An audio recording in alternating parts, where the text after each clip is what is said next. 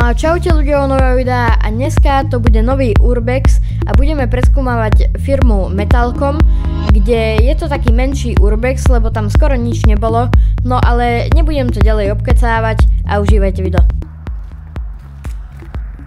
No a tuto vchádzame do firmy, neviem, že čo to mohla byť za firma, ale podľa tabule to píše, že to bol nejaký potravinársky sklad.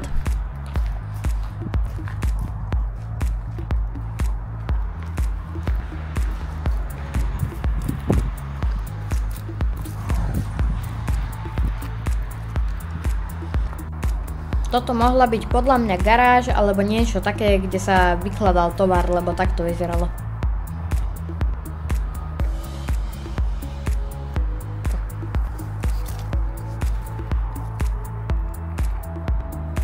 A ináč ľudia, ja by som vám sem ani neodporúčil chodiť, lebo nič tam není, všetko je tam rozrabované, nič tam proste neostalo a viac by som to nazval ako smetisko alebo také niečo, lebo tam ako tuto môžete vidieť všetko rozbúrané a naozaj nič tam neostalo. No a ľudia, tuto kde sa teraz nachádzame, tak sa nedávno zbúrala hlavná budova Milexu.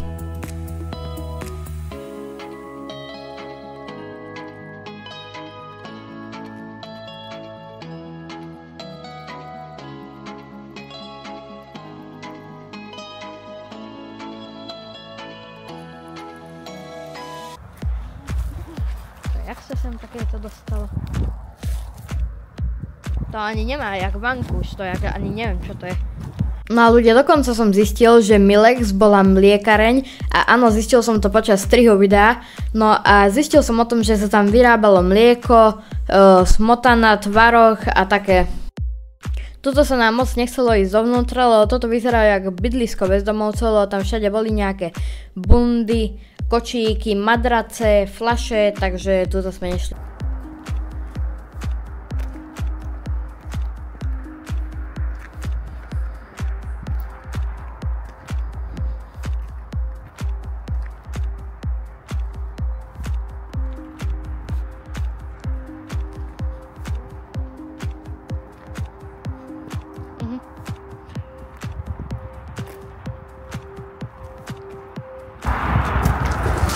Ja som sa jak zlakol.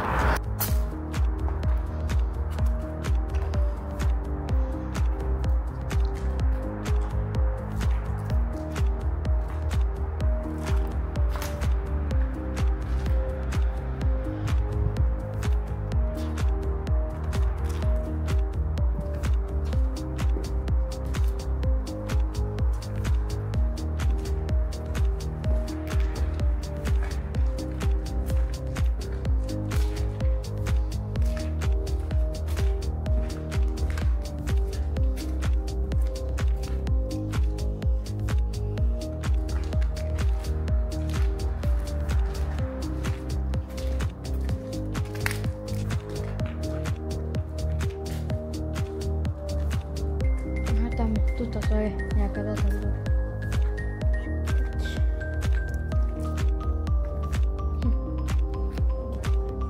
Tuto vyjdeme.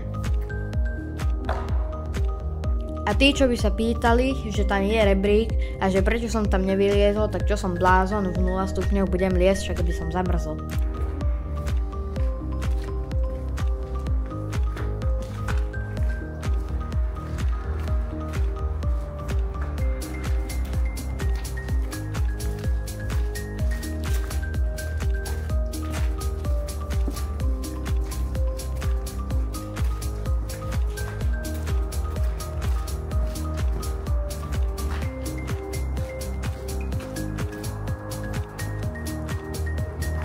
A môžeme ísť.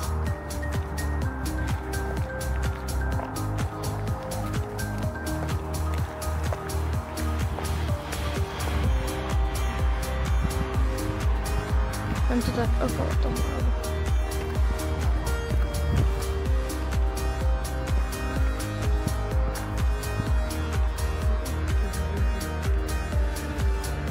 Tam sa dá vojsť iba cez ten vchod.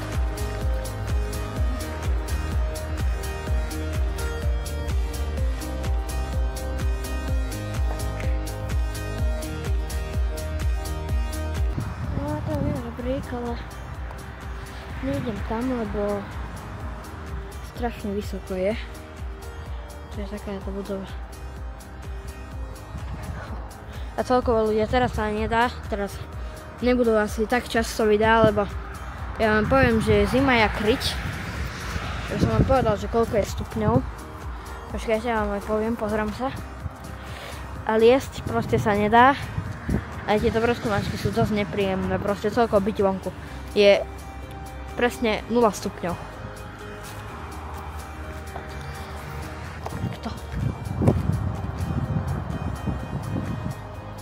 Taká malá ukážka, lebo niečo vám o tom porozprávam v strihe, lebo tak moc sme od tých budov nešli. Ja neviem, že či to ide moja mama, alebo nie. Ja teraz už akurát idem striať to video a chcem vám povedať, že keď dáme 100 odoberateľov, tak vylezeme na ten vysielač, ktorý ste mohli vidieť v tomto videu a onedlho budeme preskúmávať niklovú hutu a toto vám ukážem video. No toto je tá niklová huta z začiatku videa, o ktorej som rozprával. A no, ďakujem za dopozeranie videa ľudia, toto bolo také trochu kratšie video, lebo tam nebolo čo preskúmávať a vidíme sa v ďalších videách. Čau!